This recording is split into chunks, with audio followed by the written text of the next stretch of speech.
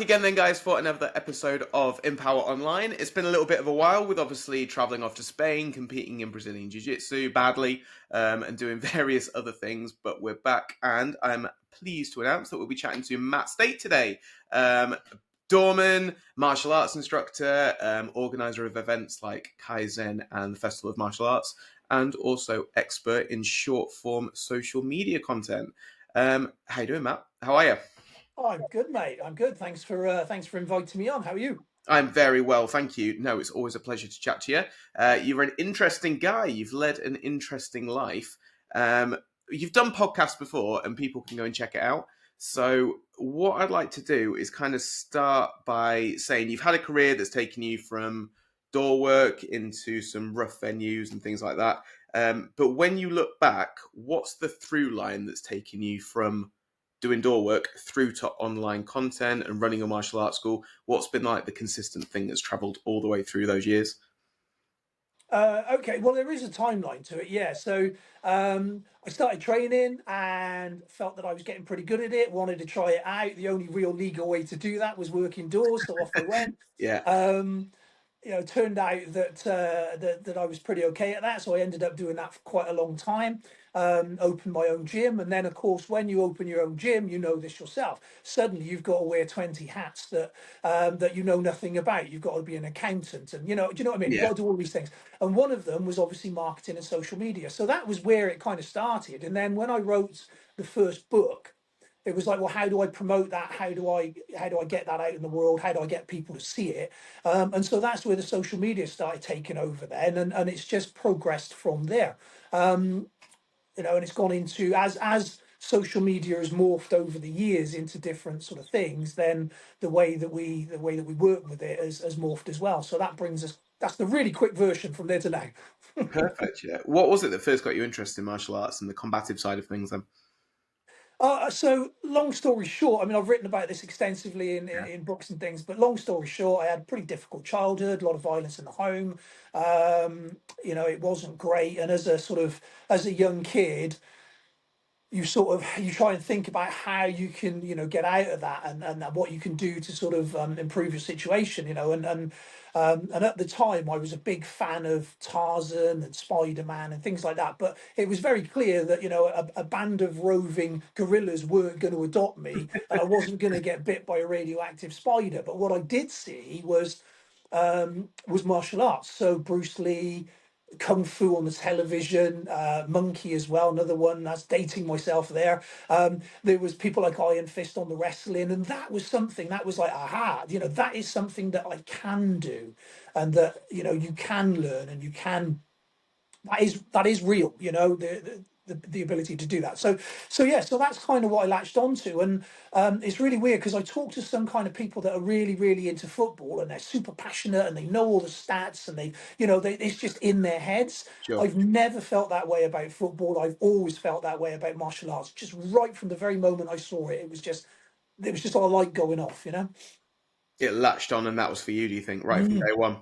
yeah, absolutely. Perfect. As you mentioned then, like you've had a lot of experience with working on doors, and a lot of kind of real world experience. A lot of martial artists have ideas about real fights that might not match reality, perhaps. So, from your experience, what are some of the biggest misconceptions do you think in terms of martial arts and then kind of the reality of things as they are? These are always awkward questions because Mm, obviously you don't want to upset people unnecessarily, sure. but by the same token, you have to acknowledge certain facts. So, Yeah. as an example, one of the biggest things that I saw working the doors when it came to structured martial artists who tried to work the doors, a lot of them would absolutely fall under pressure, under aggression, right? The psychological aspects of it, not the capability physically, because if you sat that person in the ring, under their rule set, they would absolutely own them. Yeah. But that aggression, the psychology of it, that's what caught an awful lot of people out. So that's one of the big things. We Let's be honest, we go to our leisure centre, we put on our funky pajamas, and we practice gouging people's eyes out, and breaking their necks and all the rest of it. But let's be honest, how many people really have the a mental capacity to do that and live with it afterwards, you know. 100%. So when we look at it, yeah, I mean, as long as we're realistic and we can say, you know, we love what we do, we enjoy what we do, but there's a limitation to just how real it can be. You know, as long as we're honest about all of that, then I can't see why there's a problem. It's just sometimes we're not, you know. Yeah, well, that is the problem, as you say. Yeah.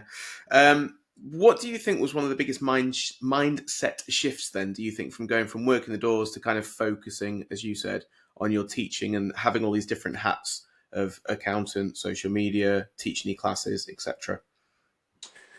Well, I stopped working the doors because of one very specific incident. It was the straw that broke the camel's back. I'd been working for a long time. I was, you know, not getting any younger, and there was one particular evening I was at a club, and a guy had been causing all kinds of problems. He threatened to stab a couple of patrons and all that. It all got out of hand. But anyway, I threw him out, and he came back and tried to glass me, Mm.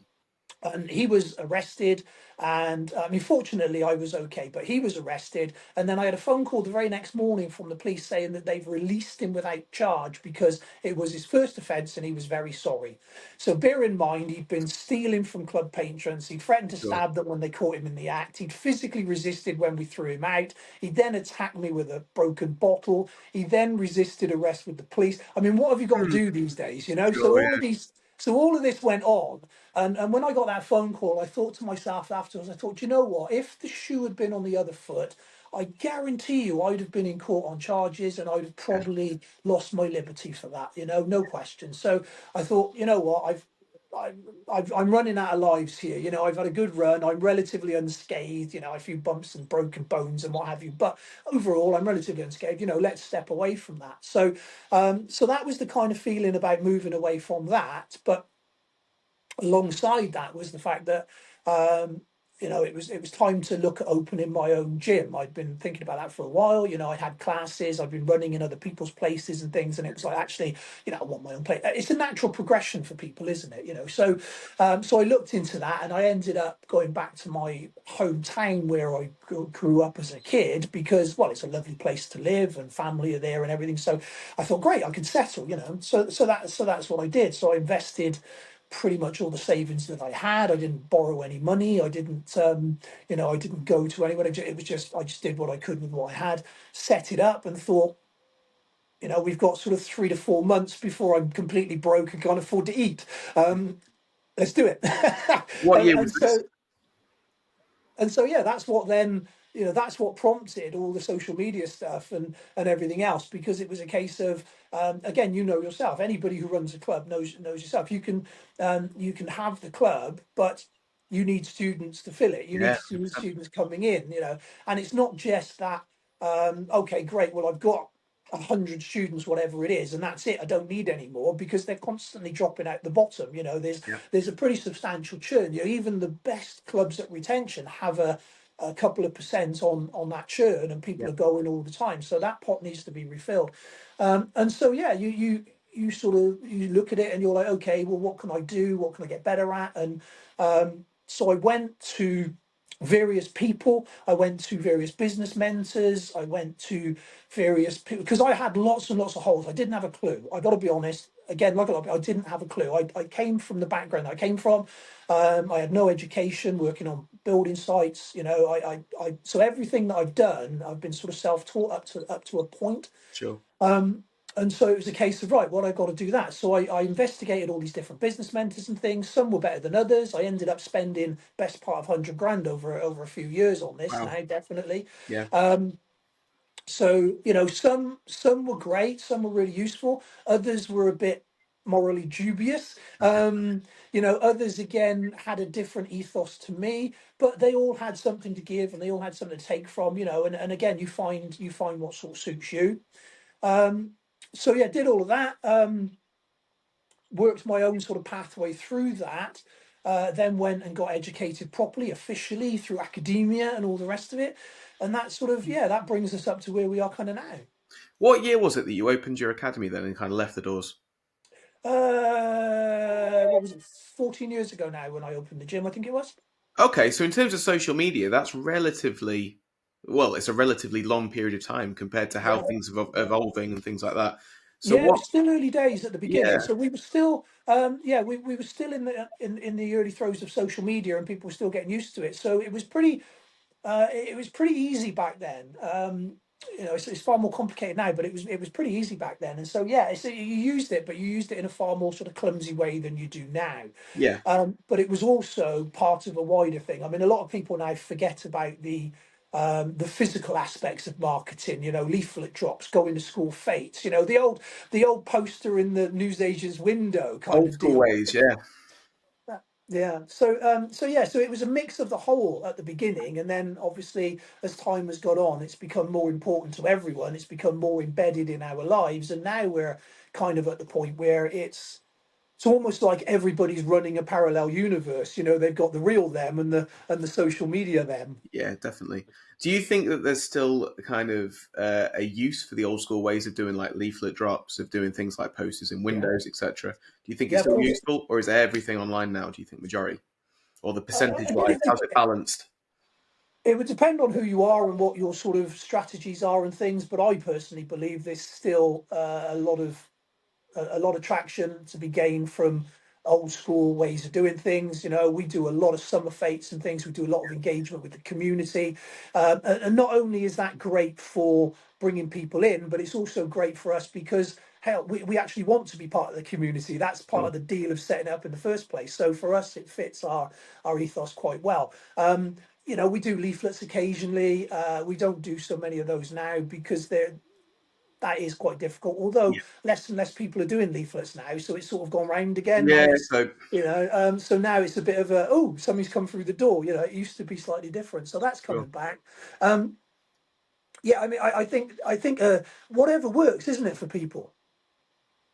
Yeah, basically. Yeah, yeah. Some things will work, some things won't. Obviously, I think it's dependent on, as you say, your time limitations, your academy, how invested in the community you are, etc. So, yeah.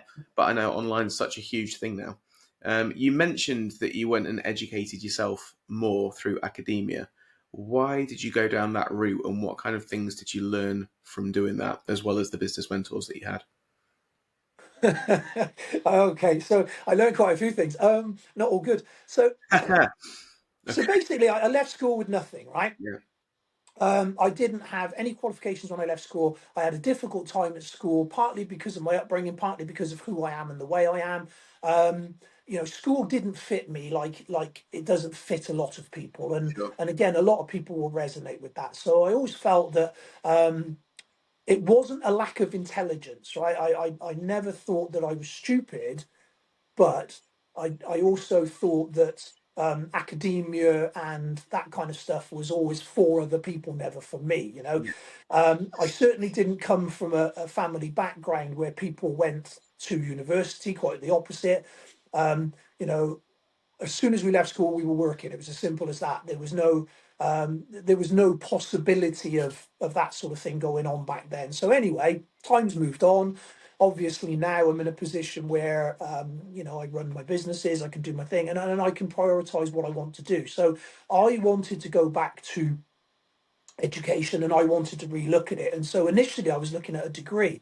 And my wife, bless her heart, she's got a couple of masters, by the way. She's a very intelligent lady. And she said to me, "You will hate a degree. It's too slow. It will bore the pants out of you. And you probably won't finish it for that reason." Right. So I'm like, okay, all right, fine. So she said, "Do a master's." And I thought, okay, I've not even got an O level. I mean, there's no way they're going to accept me to do a master's. Yeah.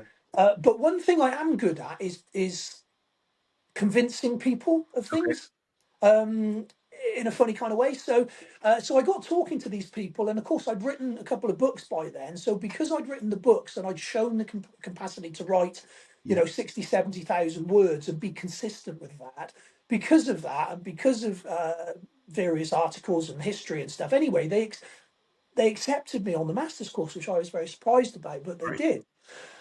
So yes, I did the masters, done that, enjoyed it, came out of it with a merit overall and a distinction on the dissertation, which was all around expert positioning through the use of social media and perception of that. So really interesting subject, really stuff that I wanted to engage with. Yeah. Very relevant. Yeah.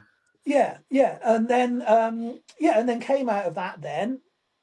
being one of those people now, one of those people with a, with degrees and things, which I never thought I would be. I never thought I would be. But it turns out, and this is interesting, it turns out that number one, those people that I thought were superior because they had a higher education, they're not really. They're not. They're no different to anyone else. They just Yeah, they yeah. just have this extra little bit of education, right? And secondly, um, it turns out that with a little bit of hard work and a little bit of effort, and when I say a little bit, I mean a lot, but it turns out that it is actually something that can be achieved, and it's got a lot of benefit to it. I know that a lot of people these days are saying university maybe isn't the right path for people, and I Mm, agree with that in regards to student debt and a lifetime of being yoked to paying that off with interest and sure. things, and I totally understand all of that, and it's not as necessary as it was. But for me, at my age, at 50 years of age, Yeah. it was something that I really wanted to do. And for me, it was a great experience. So I'm glad I did it. Fantastic. That's really, yeah, that's really cool just to go and do something different, as you say, at an older age and not go through the traditional route of it, and then just go, actually, I want to do this, and then succeed in it, and obviously get a merit distinction. Fair play, hats off. So yeah, good Oh, job. thank you. Yeah, thank you. Well, we were in the dreaded C word at the time, and as you know, the whole world locked down. Yeah. Couldn't open the gyms, so you could go and have a McDonald's, but you couldn't work out. Don't even get me Yeah, started on yeah, that. the But crazy. nonetheless, Yeah, so I couldn't open my gym, I couldn't run my club, I couldn't go to classes on a nightly basis like I do. yeah, And so it was a case of, right, so what can I do rather than be rather than be down on this, let's try and make it a positive. yeah. And so it was like, well, I've always wanted to do this, now's a great time, now is the opportunity, so let's do it. So that's why, that's why it happened. Fantastic. You mentioned then that you'd already written a couple of books, and Mm. that's obviously what opened the door partly to getting through to the masters. What made you initially write the books then, and what were the topics on? So the first book was about my time on the doors. So Yeah, that was called Modern Samurai, yeah, a revealing look of the the nightlife. So that was basically Modern Samurai. I honestly don't believe that I'm some feudal warrior from an eastern land that has morphed into now. That's not what I believe at all. That's just the name of my club, hence why I called it that. Right. So. Um, Lots of people were asking over years, and they were asking, what's it like, how does it, how does that work, what do people do? So there was a few elements of it. So that was element number one. People were genuinely curious, right? Element number two was I also met a lot of people that were like, oh, all door staff are idiots, they're all bullies, they're all plonkers, they're all steroid freaks, and I knew that not to be the case, right? And I thought, well, somebody needs to sort of speak for these people, perhaps. And then number three is there was several books out there in the world. I mean, obviously famous ones like Jeff Thompson, Watch My Thompson. Back, and all that, which Yeah. absolutely fantastic book, game changer of the day. It absolutely obliterated the martial arts landscape, and we all Oh rebuilt from that. Yeah. yeah, yeah, So I can't emphasize how important that was. But there was a lot of books out at the time that were all about the violent side of it. I beat up 20 people and I was in this gang war and I've got this, that sort of nonsense. And don't get me wrong, violence is very much a part of it, but there's a lot more to it as well. There's humor, there's camaraderie, there's all kinds of stuff. And I wanted to get that across in the book. So that's why I wrote the book. It was bubbling away inside of me for ages, and I started writing it. And then I got about halfway through and I sort of second guessed myself, and I had that imposter syndrome and all that sort of thing. And I told myself, who the hell wants to read a book by me? I can't, again, leaving school with nothing. So I put it in a drawer for a couple of years, but it wouldn't stop sort of being in the back of my head. sure. And then eventually I got it back out, and it was like, no, I've got to do this. So it was something inside me that had to come out. So I finished writing it, published it, got it out there.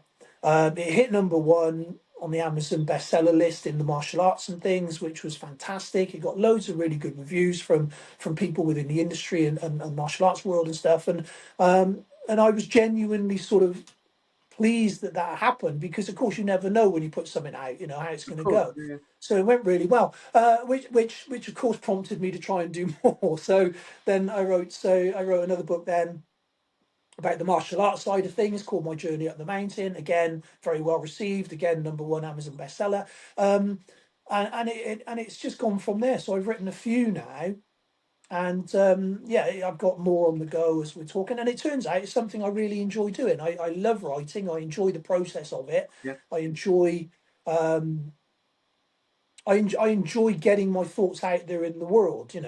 So yeah, it's good fun.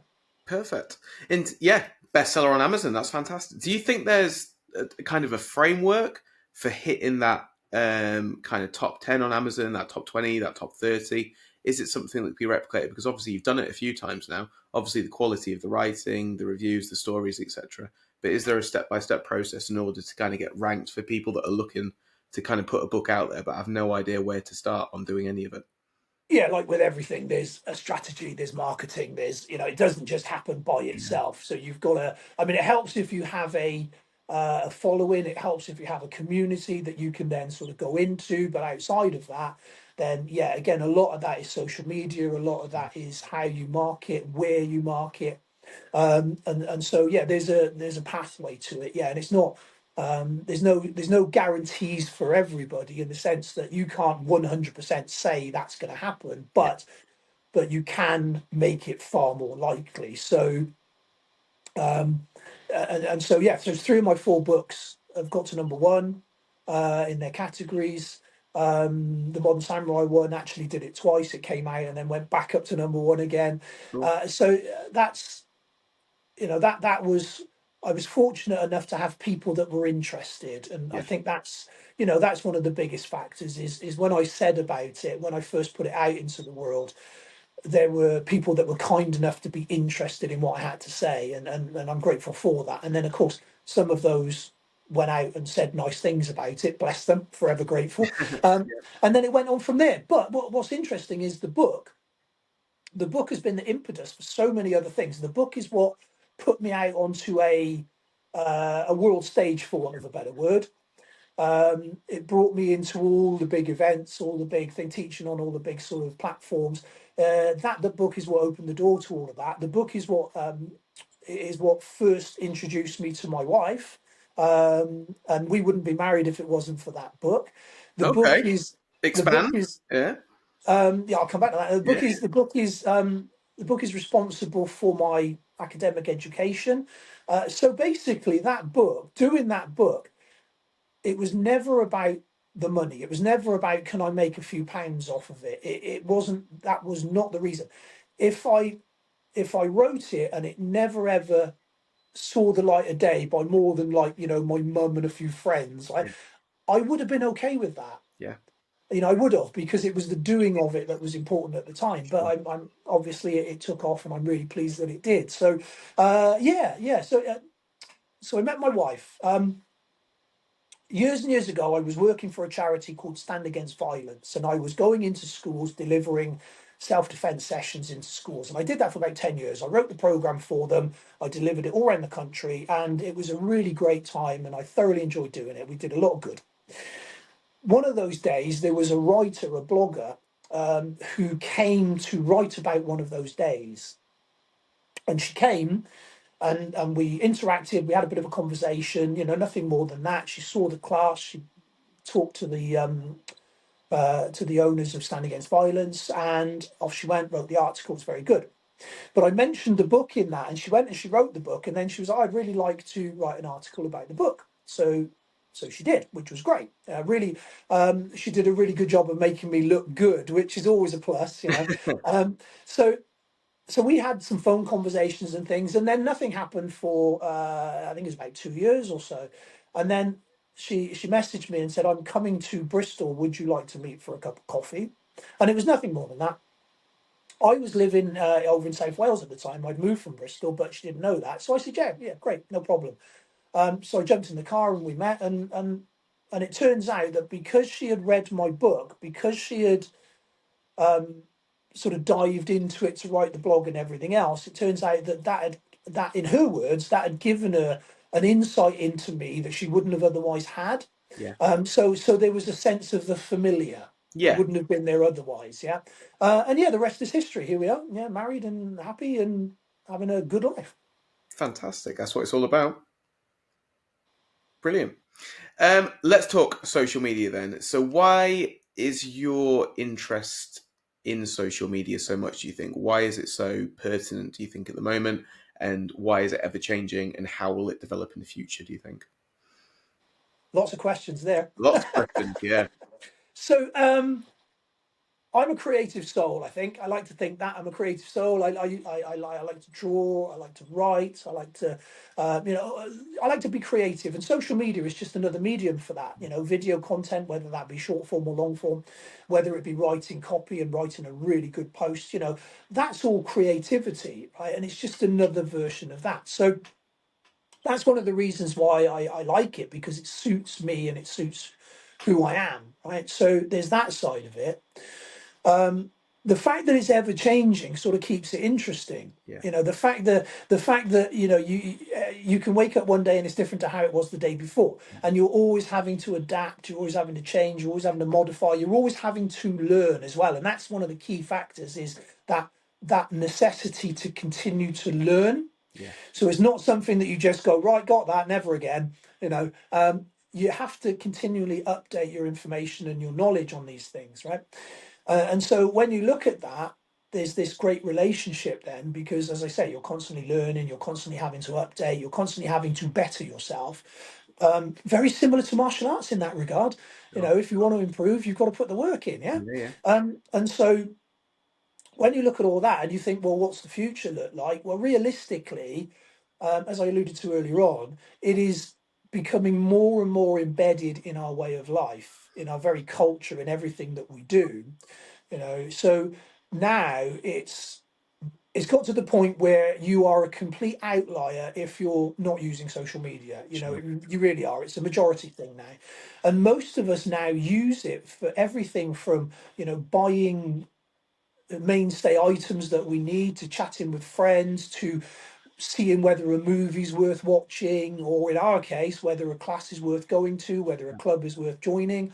Um, it's now used as a reference point for so many things. And so it's important to be in that conversation, because if you're not represented, if you're not in that space, then you don't exist. Yeah. And so whether we like it or not, it's a reality. Whether we want to admit that that's the case, it doesn't matter, because it is.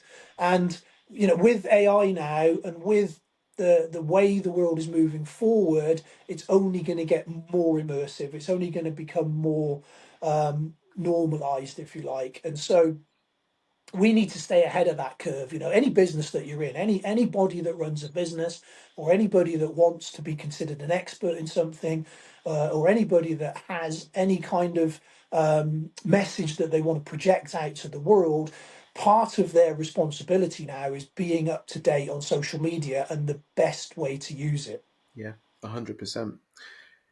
What do you think is the best way to use it then for a business owner? Would you say long form content, short form content, a mixture of everything?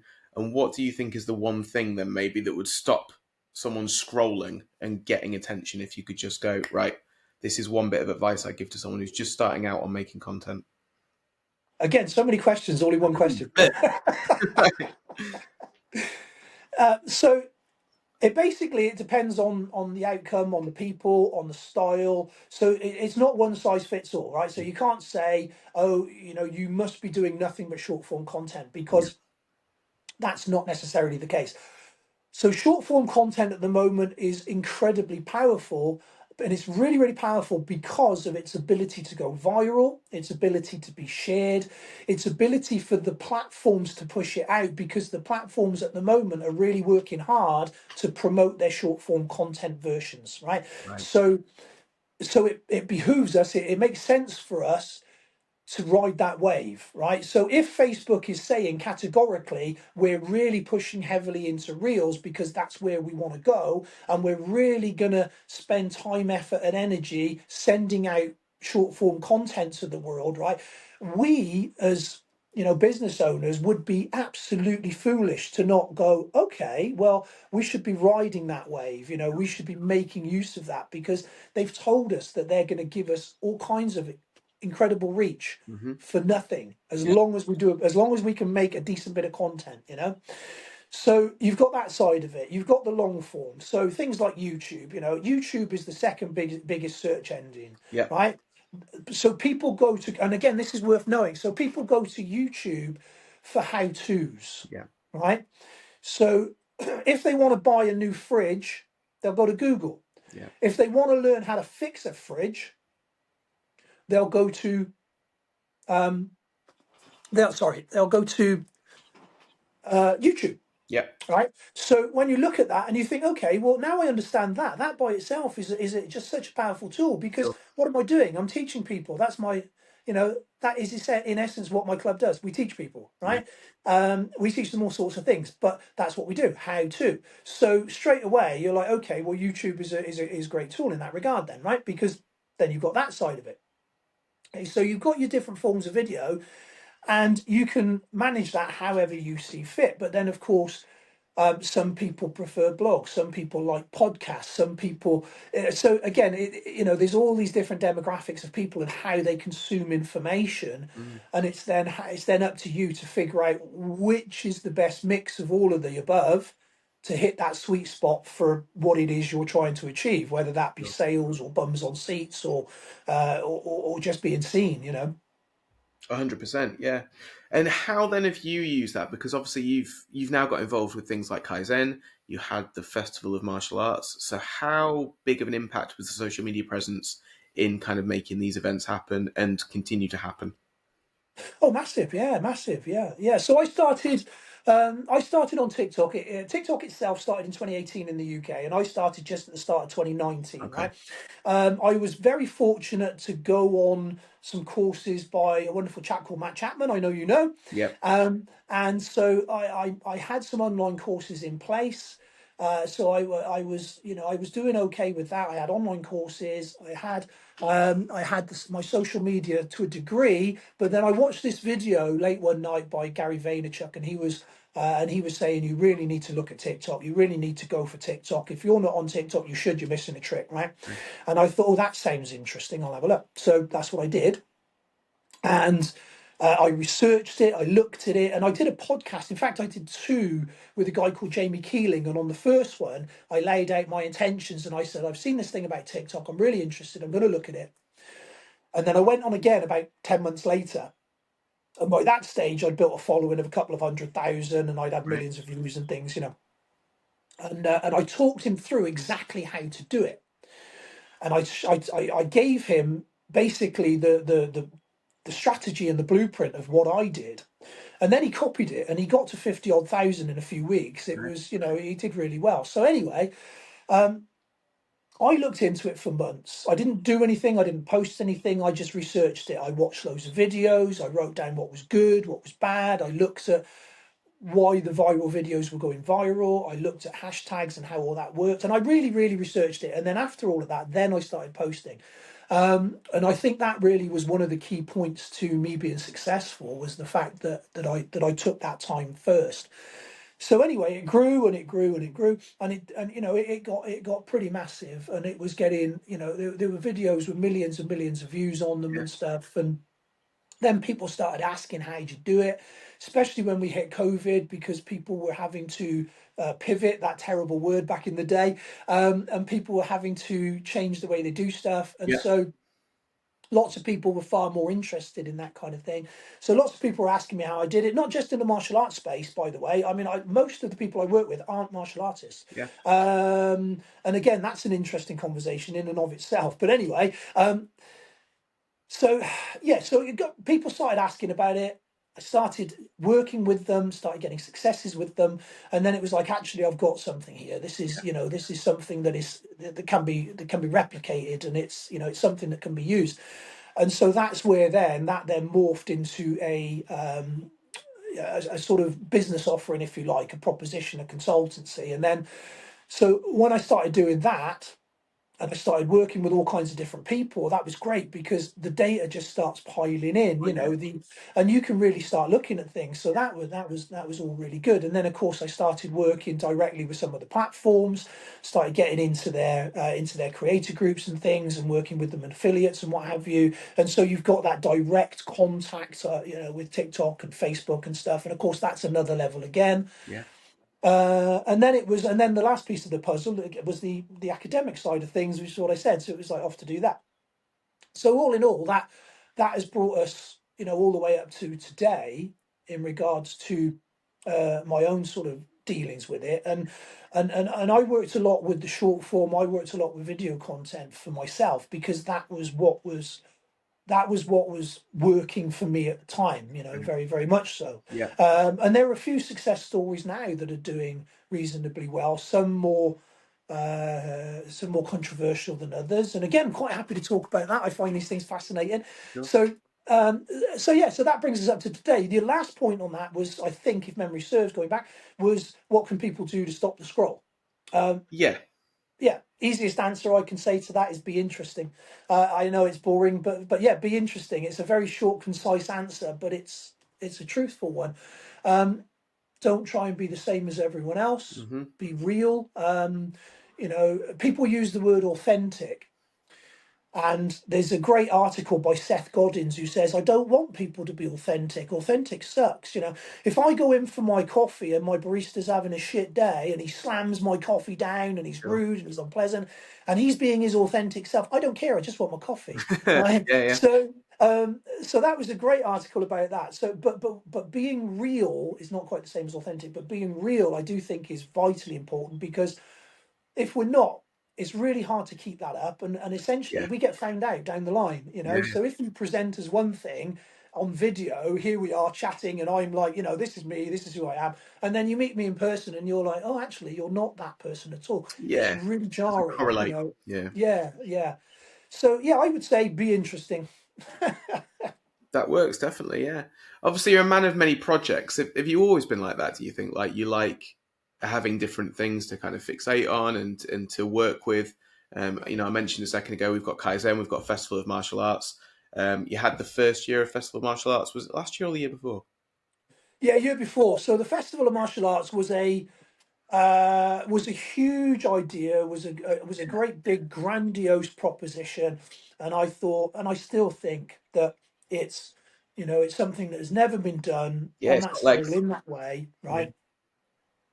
So it was like, okay, right, but the problem with that is twofold. Number one, there's a huge investment, and when I say huge investment, I mean a lot of money. It's not just £1,000, stick a zero on that easy, Yeah. right? Because you need all the infrastructure in place to make it happen, right? Sure. And to make it happen at scale, right? So we're not just talking about a tent in a field. So the first thing is the fact that there is an awful lot of overheads and there's a huge financial risk, right? Festivals are known to be one of the most risky propositions you can do, right? Yeah. And then secondly, on top of that, you've got obviously all the work that goes into it with regards to all the council stuff, all the risk assessments, all the Yeah. everything. There's a huge amount of paperwork. There's a huge build up. It takes an extraordinary amount of time to do. And then thirdly, you need the buy-in from the martial arts community. Okay, so basically, it's all well and good me spending 10 grand, getting council approval, hiring a great big venue, buying really expensive marquees, and then me standing in the middle of the field by myself. That does not make a festival. So you need the buy-in of the community, you need the buy-in of instructors of various clubs, you need people to actually get involved, step forward, come and make it alive. And we were Yeah. very lucky with the first one that lots of people did that, and we had a great time. It really was a great time, but my goodness me, it was hard work and it was Mm. difficult and challenging. So since then, um, we nearly run another one, but there was problems with the venue and insurance and other local things going on, so we couldn't do that. And now we're in this sort of limbo position where it's something that I'd like to float again, and Okay. I probably will, but uh, as I say, the investment is very large, Mm. and so it needs to be done very deliberately, and it needs to be done in a way where it minimises the risk to anybody being involved. So it was a great thing. It was a fantastic weekend, but hard to pull off. Yeah. 100%. Yeah. Yeah, yeah. Kaizen is a slightly different animal. So Kaizen itself is you've got 1 day indoor event which changes everything. Yeah. Yeah. Indoor venue, big indoor venue, it's a fantastic space. There's an evening meal, awards dinner, all that sort of thing as well, which is great. Kaizen began from Lucci. He started this a number of years ago, and I joined the fray, if you like, a few years back, just because it's a great event. Lucci's a really nice person. It's a great deal of fun to do, and again, it's blooming hard work, but it's fun, and it's less risk than something like the Festival of Sure. Martial Yeah, Arts, yeah. So, and also Kaizen now, I think it's pretty embedded in the martial arts Yeah. calendar. It's been going for a few years. It's got better every year. It's got its own vibe and its feeling. There are several events going on, martial arts events now at different scales, and they all have a different vibe and a different feeling to them. And I think Kaizen is to me is one of the most friendliest and Yeah, I'd agree. and accessible. So yeah, so Kaizen's great. Kaizen's fantastic. In regards to have I always been like that? I tend to think no, but the actual answer is yes, because when you look back, as a young man, I'd be up at Bristol Downs at 6 a.m. in the morning doing laps, hitting a punch bag in a tree. Yeah. Then I'd be going to the building site for 8 a.m., working for 10 hours. Then I'd be going to the club and training, and then I'd go off to the nightclub and work the doors until Yeah. silly o'clock, you know, rinse and repeat. And so I've always been somebody that's doing stuff all of the time. It's just ping, ping, ping, ping, ping. Yeah, yeah. It's just a case of what. Luckily now, most of what I do now is sat from my lovely leather chair in my wonderful home office, and Nice. Yeah. and I can do my creativity comes out in other ways now. So, but yeah, always busy, always active, always like pinging lots of things out in my head all the time. But again, I think that's just part of who I am, and it goes back to when I said about school was always difficult for me because it was so structured. It was sit down, shut up, and then just regurgitate what you're being told, and that's not how my brain works. Yeah, yeah, 100%. What's coming up in the next year or so for you then? What projects are you currently working on? What are you hoping to achieve in the next bit? Yeah. So there are a couple of books in the pipeline. Okay. Um, there's always a couple of books in the pipeline, but there's a couple that we actually Yeah. want to properly get finished. Yeah. So I'm writing one with my wife at the moment as well. We did a few years ago. We did online martial arts evolution or extinction, Yes. talking about technology and how that affects martial arts and how that's going to evolve, which is really interesting because you look back on that now and there's a few years down the line. So it's Mhm. good to actually come back on that and see how Sure. that's worked. So we've got one or two more books not about that particular topic, but following the same line, following the same principle, Okay. a conversation around a topic. Yeah. Yeah. So then there's the social media courses and things that I'm doing. I want to lean a bit more into some of that this year and push a bit more into that. We did a trifecta event early on in the year, myself, David Lowe, and Donovan Wint, which was Yeah. great. That was an actual workshop. Come there, do the day. Yeah. So I'm looking to do more in person and online stuff with that kind of stuff. So yeah, it's just more of the same, really, but just more of, obviously Kaizen and things. We've got a few other little things that we're planning, Lucci and I, for next year as well, which hopefully will Interesting. come to fruition. Yeah. The Festival of Martial Arts itself, as we've just talked about, may or may not come forward. So, if there's a donor out there that wants to drop 10 grand into the project and not ask for it back, then let me Get know in touch. because, Yeah. I'll take it. Yeah. Thank you. Perfect. Well, Matt, thank you so much for your time. I really appreciate it. We look forward to, obviously, I'll chat again to you maybe in 6 months or something like that and see where you're going with it and what you're doing. But yeah, I really appreciate it. Thanks, Matt. Oh, fantastic. Thank you for your time. Appreciate chatting. No worries. Thank you. Cheers, buddy. Cheers.